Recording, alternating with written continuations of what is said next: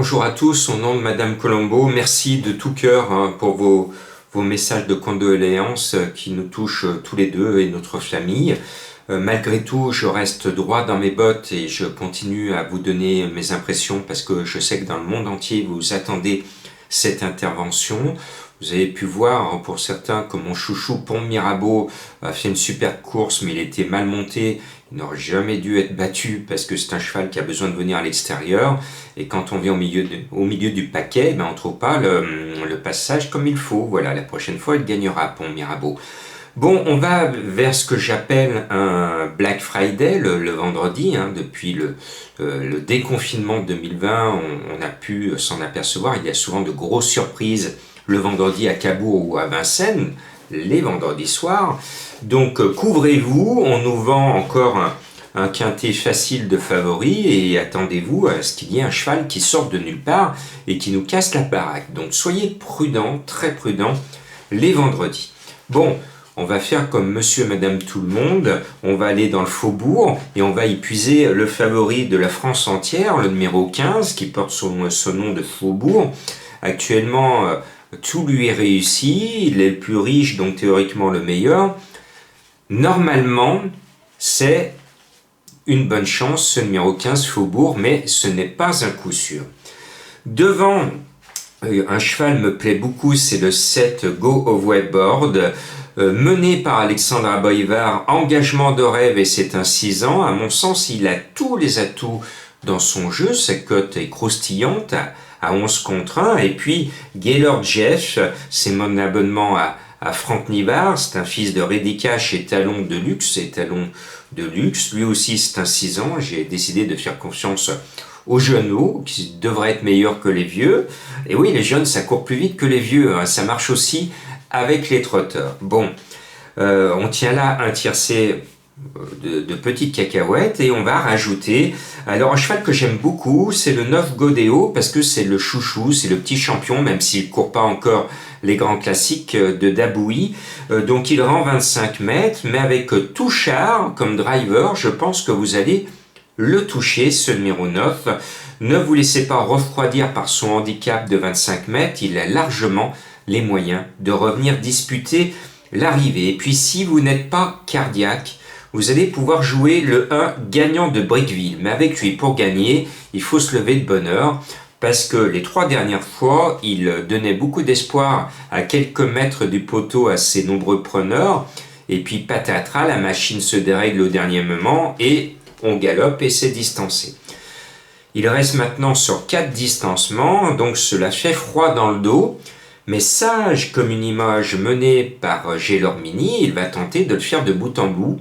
Est-ce qu'il sera sage jusqu'au poteau? C'est à lui de nous en donner les réponses. Et puis, voilà le cheval qui va me permettre de rendre hommage à notre papy Jo, notre papy Joseph, parce que je suis très sensible aux signes du destin.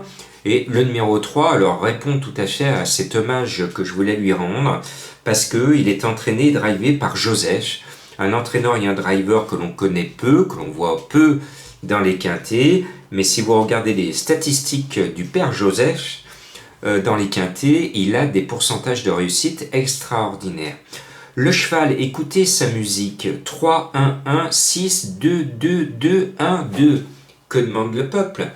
Que demande le peuple? Eh bien, c'est un vrai coup de cœur pour notre papy Jo, un coup de cœur pour un entraîneur-driver que l'on connaît peu, mais vous voyez, il s'applique à bien travailler son cheval et à le sortir au bon moment.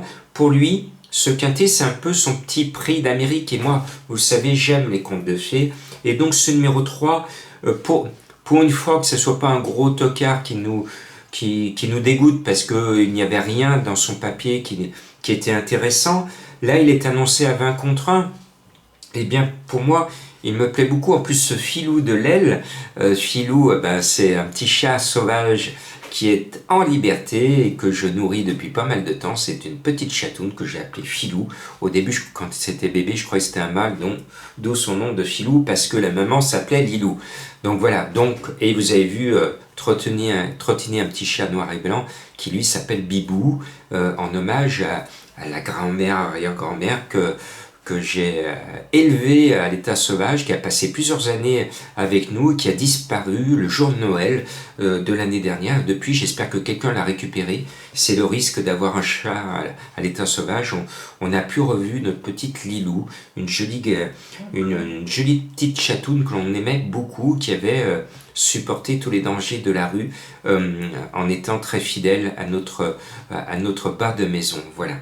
Donc je termine avec ce filou de l'aile, ce numéro 3. Vous voyez, j'ai tout mis pour vous inciter à jouer ce numéro 3 en hommage à Papy Jo.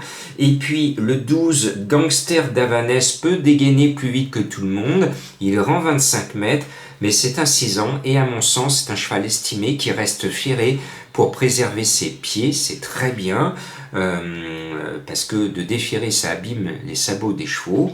Donc lui, quand on estime un cheval, notamment quand il est encore jeune, on ne défère pas pour essayer de le faire vieillir et que tout se passe bien. Et après, peut-être s'il court un grand classique, là, ils vont le déférer au bon moment. Mais en ce moment, il gagne son argent avec ses fers. Donc on continue à préserver ces jolis petits sabots. Il y en a un dans la course qui a des sabots en or. Je ne l'ai pas mis, c'est le 10 des sabots d'or. Sait-on jamais, c'est peut-être lui le tocard de la course. En tout cas, je suis futé pour terminer ma sélection avec le 4 futé burois. Il y a 2 terries. Celui-ci est mené par le plus futé des drivers, c'est François Lagadoc que j'aime bien. L'animal est à 25 contre 1. Vous voyez, je vous ai fait en ce Black Friday un cocktail entre des favoris, des bonnes chances et des chevaux à cote. J'espère que cela va vous permettre de voir la tête du caissier. Et ce pronostic est dédié à Papy Jo et j'espère que Joseph va lui rendre hommage. Et pourquoi pas en gagnant avec le numéro 3. Ah, le filou.